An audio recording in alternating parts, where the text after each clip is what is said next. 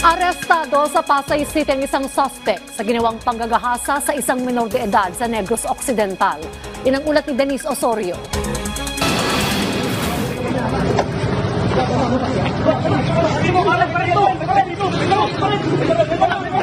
Inabangan at hinabol ng Quezon City PNP sa isang bus terminal sa Pasay ang 34 anyos na lalaki dahil sa isang warrant para sa statutory rape.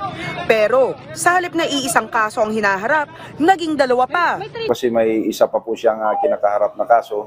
Kasi upon the effect of our arrest, as part of the standard operating procedure ay immediately nag-conduct tayo ng body search at nakita po natin yung isang STI caliber 45 pistol loaded with live ammunitions. 12 anyos ang biktima na ginahasa umano ng akusado sa Negros Occidental noong nakaraang taon.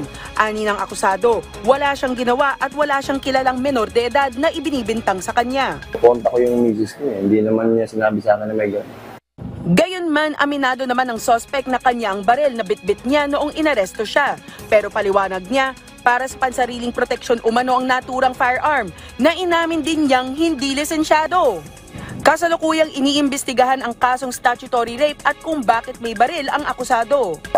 We are conducting a deeper investigation regarding doon sa na-recover na baril. As of now, hindi pa po namin pwedeng i-disclose. Basta't ang alam namin ay meron pong dahilan kung bakit siya merong ganun kagandang baril. Samantala, sa Maynila naman, suspect na nanaksak ng bayaw, arestado. Isang away magbayaw ang nauwi sa malalang sitwasyon matapos pagsasaksakin ng isang 40 anyos na lalaki ang asawa ng kanyang kapatid sa barangay 779, San Andres Bukid, Manila. Tinamaan ng biktima sa gawing kaliwa ng kanyang muka at sa gawing kaliwang bahagi ng kanyang paa. Ayon sa investigasyon, matagal na mayroong alitan ang magbayaw at laging binubuli ng suspect ang biktima. Sa kabila nito, dinala pa ng suspect ang biktima sa ospital upang maipagamot pagkatapos nitong saksakin. Palagi nating tatandaan yung tinatawag nating pros and cons, yung probability and consequence ng mga gagawin natin.